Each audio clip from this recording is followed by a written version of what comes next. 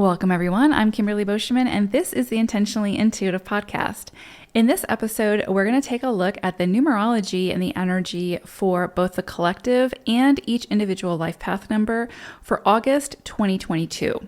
So before we get into the forecast, I just want to, of course, mention that this is a general reading. So if you would like to sort of dive more deeply into your own personal energies, because they may be very different from sort of what we're looking at collectively or what you're even looking at from a collective life path energy, then please book some time with me. I do offer month ahead forecast, personal month ahead forecast, as well as year ahead forecasts, which again are tuned into your personal numerology and your personal energies. And then, of course, I also offer coaching with numerology, your numerology reports. There's a whole plethora of offerings on my website. So if you're interested in working with me and again, diving deeper into your own numerology and personal energies, then book some time with me. I would love to work with you. Okay, so August 2022, we are working with a 14-5 energy. Now, those of us who have a lot of sort of predominant 5 energies throughout our reports, throughout our charts, this is sort of going to be more, it's just going to be more of what we're sort of used to. We're very familiar with this energy, so we can kind of adapt to it and move with the punches. But it's still going to be important to understand that we're getting a heavy dose of this month. And so just to be prepared and so to be able to work with it to the best of our abilities. Those of you who don't have a lot of 5s within your chart, this can be, sometimes 5 energy can be it can feel a little disruptive. It can feel very transformative. It can feel as if sort of the rug gets pulled out from underneath you. But it can also sort of bring more spice into your life. It can bring about this desire for freedom, to break free, to move beyond the restrictions, to travel, to explore. It's a very big, fast-moving energy. So it can be a lot to sort of wrap your head around and your energy around if you're not used to working with it. So, but it is very much working for us as opposed to against us.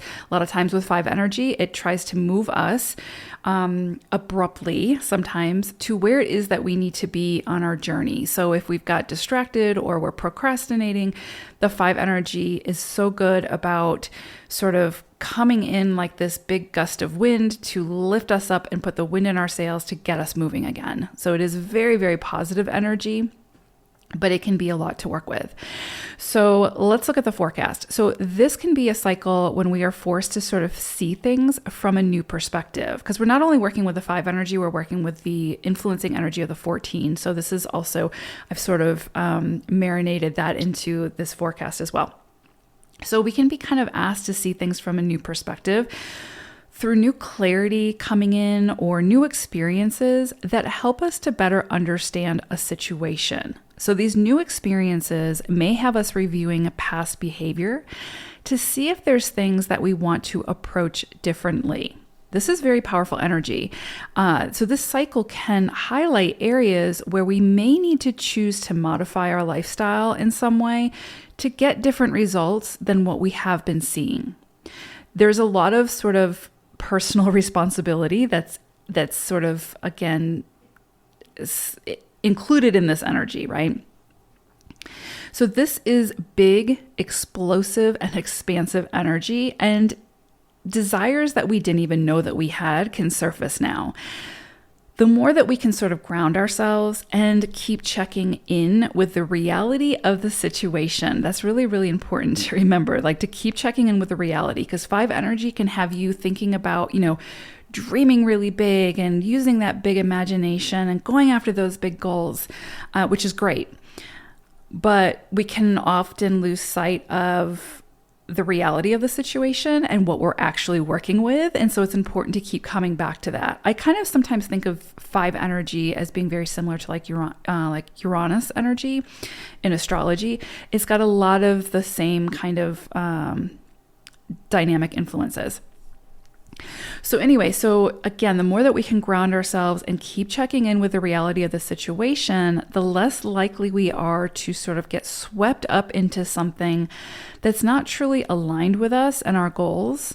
So pay attention to, again, like what comes in for you this month. Not to say that new relationships that come in this month or that sort of get springboarded this month won't last. It's very possible that they could, and it could be that this energy is coming in to sort of facilitate that.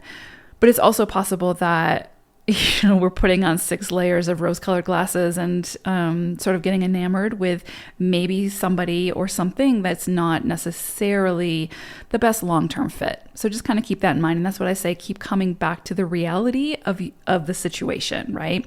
Try to find a way to marry both those that more idealistic viewpoint and the reality, and then you'll have like a healthy balance. So this can be incredibly creative energy. So this can be a very creative period where sort of we move the magic of the imagination into something more tangible within the physical reality. So this is very supportive energy for unconventional thinking and creating as far outside of the box as your imagination wants to take you. So play in the realm of creativity as much as possible, while also keeping yourself grounded as much as possible. So again, you're finding the balance between the two and having them work together with synastry, right? Like this can be such an incredibly powerful, creative period if we work with the energy in a very balanced way. So moderation, as I always say with 5 energy, is going to be key for the best results, right? For the most beneficial results of this energy. This can also be a profitable time for commercial, sort of seeing more money and business dealings. So anything that you have to do, like any kind of interaction or any kind of, just any kind of interaction that you have or transaction that you have that's commercial, around money, around business dealings, can be very profitable at this time. Just make sure that you're slowing down and paying attention to all of the details and the possible outcomes or scenarios before fully committing or signing your name to anything. And so I want to repeat that because I think it's really, really important, especially when we're working with 5 energy, because we don't have like any kind of 4 energy here, although we might have some through the illuminations of the full moon or the new moon. I can't remember. But 4 energy is like the details. 5 energy is just, let's go. It's so big and expansive that a lot of times it can lose sight of those details, right? The finer print. So again, slow down, pay attention to all of the details and the possible outcomes or scenarios before fully committing or signing your name to anything. So again, it's not like you want to be the Debbie Downer or, be pessimistic or whatever. It's again, bringing that realism into the situation to be like, okay, this is the risk. This is what could potentially come from that risk. This is the potential outcomes. And this is the scenarios that I could be facing if I take this risk. Is it worth that to me? Right. So there just needs to be kind of this, in the midst of all of this big energy, these periods of checking in and making sure that, the route that you're taking or the risks that you're taking are what you want to be taking, or that you're open to, that you're okay. You've explored the possible outcomes and you're okay with those. You might not want to have to deal with those possible outcomes, but you've evaluated them and you can work with them, right? 14-5 energy can bring big hopes and huge aspirations that make it really easy to sort of disregard or overlook possible catastrophic outcomes. And so that's what I mean. It's like, yes, take a risk, but be sure you're well aware of what the potential risks are before saying yes. And of course, it's life, so we don't always know everything that could possibly happen. I think that's implied, right? But it's about doing your best to try to do the research, just to make sure that you have an understanding of what could potentially go wrong, and are you able to work with that, right? If that were to happen, if the worst case scenario were to occur, can you handle that? Can you work with that? If the risk is too great, then you may want to modify it. So modify the situation, modify the opportunity, modify whatever you need to modify, so that if things do go sideways, then you can somewhat easily dust yourself off and start over without too much devastation, right? You don't want to do anything that if things go sideways, it's going to set you back so far that you're now digging yourself out of a hole to try to recover. Do you know what I'm saying? So it's like, just keep your head about you and just be mindful, right? Just do the research. Just make sure that you're fully educated and fully aware of the potentiality of what could come from these big risks. But don't let that scare you. Like if you do the research and you say, okay, you know what, this is the risk. Yeah, it would suck, but I am fully capable of overcoming it, whatever. It might be a little bit of a setback, but it's not going to devastate me or my family.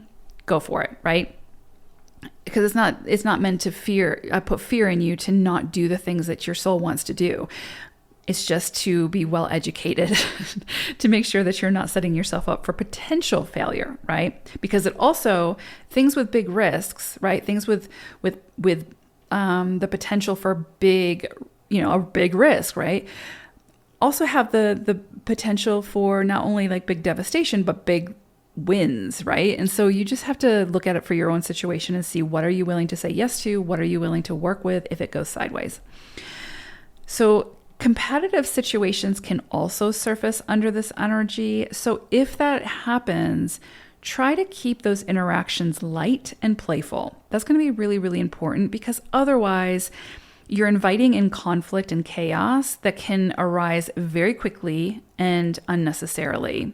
So choose how you participate, as always, with this energy. And as always, moderation is going to be key. The more that you can bring in moderation, continue to find your balance, continue to remain centered, then you are going to benefit from this energy in spades. I mean, there's just so much potential here to really flourish under this energy, but just remain as grounded as possible as you play in this 5 energy.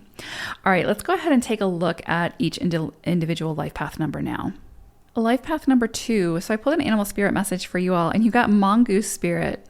And mongoose's message for you for August is about self-assertiveness, genuineness, and being very candid.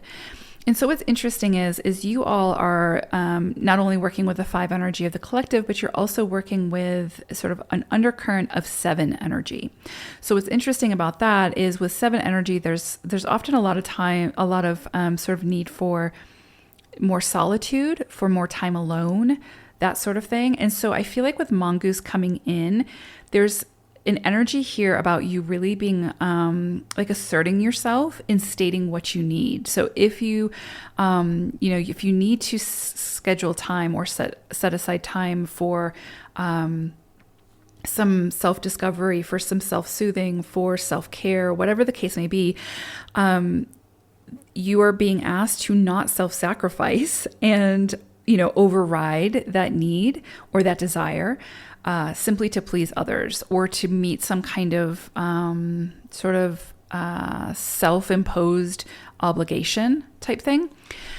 So I think there's something here around, again, speaking up for what you need, being very assertive, not aggressive, but, again, not being afraid of rocking the boat because you're sharing what you need, not being afraid of sort of tipping the apple cart because you have desires and needs that need to be met as well. And so again, speaking up for that and really standing behind that and honoring that within yourself and holding yourself to it, right? So if you have fear around speaking up for what you need, find the courage to do that, and then don't give up on that, right? Like if you schedule time for self-care, honor that. Use that time, right? Even if something comes up, even if someone tries to overstep that boundary, whatever the case may be, mongoose is coming through to be like, you have permission, and not that you need permission, but mongoose is being very assertive and saying you have permission to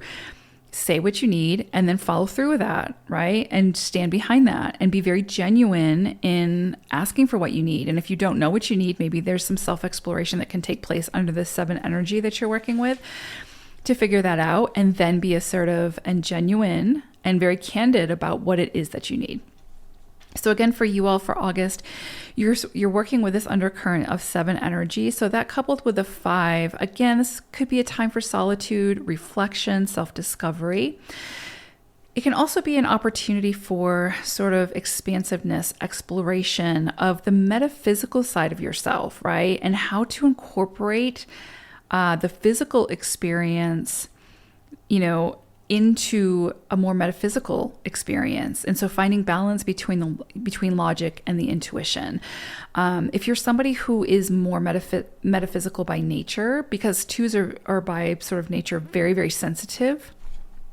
If you're more intuitive or more, again, sort of already in the realm of the metaphysical and not so much more practical or grounded, then the opposite may be true, right? Where you are being asked to sort of explore more practical things, more,